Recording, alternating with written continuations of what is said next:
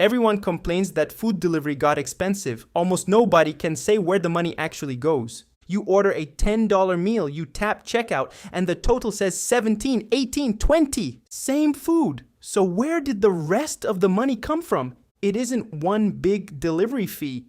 It's 10 separate fees stacked onto a single dinner. And delivery is just the first line they show you, so you stop counting right there. 9 of them land on your receipt. The 10th never shows on your bill at all. And it's the biggest one on the list. I'll save it for the end. And the real answer to why so expensive isn't only the fees. It's that these apps were cheap on purpose, right up until you were hooked. Let's x-ray one order and count all 10. Start with the obvious line. The delivery fee sounds like the money that goes to the person who brings your food. It usually isn't. On these platforms, the delivery fee, your tip, and what the courier actually earns are 3 separate things. And the courier's side runs on its own machine, base pay, bonuses, and priority tiers. They decide which offers a courier even gets to see first. Fee 2 isn't for the courier either. It's a charge for using the app itself, the menus, the choice, the everything in one place.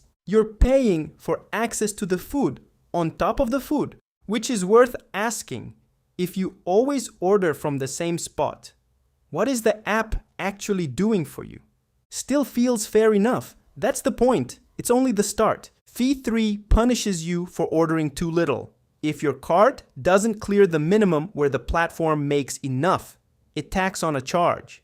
Sometimes it's dressed up as a deal. Spend $15 and delivery's free. Spend less and it's not. Sometimes it's just a line on the bill, but you're hungry and nobody cancels dinner over $2. So the smallest order quietly becomes the most expensive way to buy ordinary food. Fee 4 shows up when your restaurant sits outside the standard zone, an extra charge for distance. The business reason is real. Farther is costlier. But for you, it's one more layer on top of the delivery fee you already paid. And here's where it compounds. Small order, far, restaurant.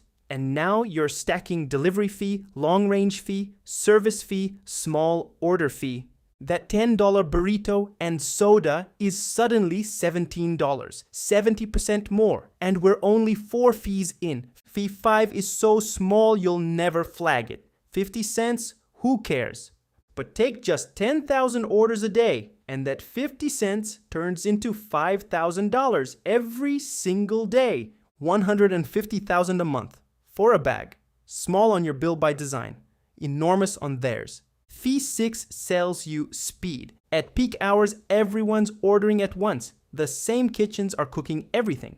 And wait times climb, which is the perfect moment to upsell. So the app offers to move you up the line. Notice what you're actually buying. No new restaurant appears. No second courier is added. You're paying to change your place in the queue inside their system. Fee 7 is the one you volunteer for. Order enough and the app sells you a membership that promises to erase some of the fees above. DashPass, Uber One, Deliveroo Plus, take your pick. For heavy users, it can genuinely pay off. For everyone else, it's just another fee, a quiet monthly charge, while you comfort yourself that one line on the receipt got smaller. Fee 8 isn't theirs, it's the government's. Tax isn't platform profit. But it's one more mandatory layer on your total, and one more line you don't control. Fee 9 is the only honest one on the list. It's the single amount you decide, and the platforms state that 100% of tips go to your courier. So if you want the courier to actually get paid, this is the line that does it, not the delivery fee.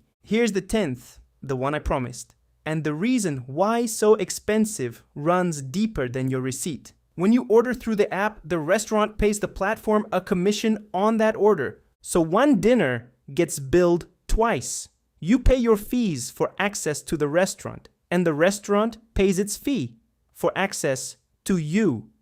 And that hidden bill is why the same dish can cost more in the app than at the counter. Often it isn't the platform marking it up.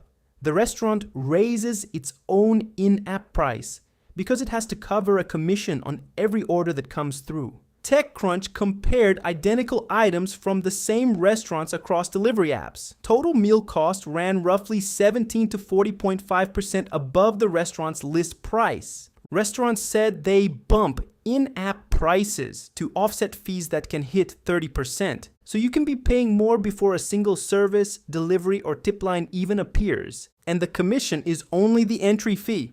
The app is also an ad platform. Picture 3 similar restaurants near you. One has higher prices, fewer reviews, a lower rating, but it paid for promotion. The other 2 didn't. Open the app, and the one you see up top is the one that paid. And this isn't a leak or a scandal, it's the product.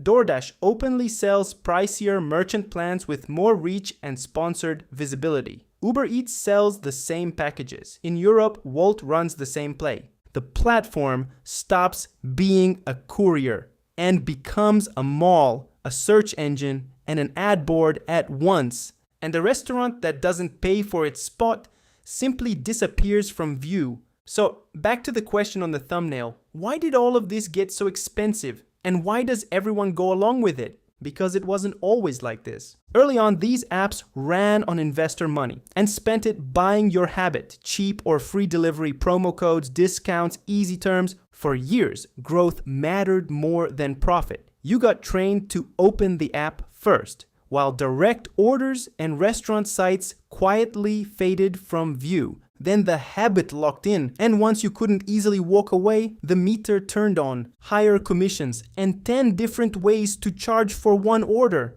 That's not a glitch. That's the plan. Finally cashing in.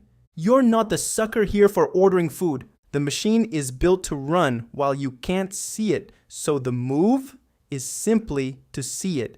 1. Open the full receipt breakdown once. Read every line. Take that terms agreement you never opened. Paste it into ChatGPT and ask what you actually signed up for. You'll know your app better than most people ever will.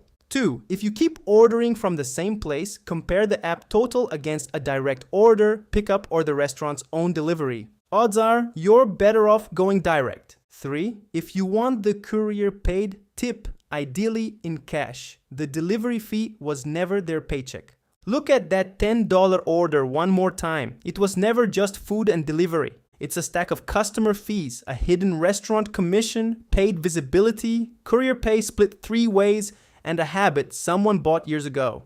I just started this channel. I x-ray everyday money systems, hidden fees, pricing traps, and the quiet ways companies pull money out of your pocket. If this one was useful, like and subscribe, and I'll see you in the next breakdown.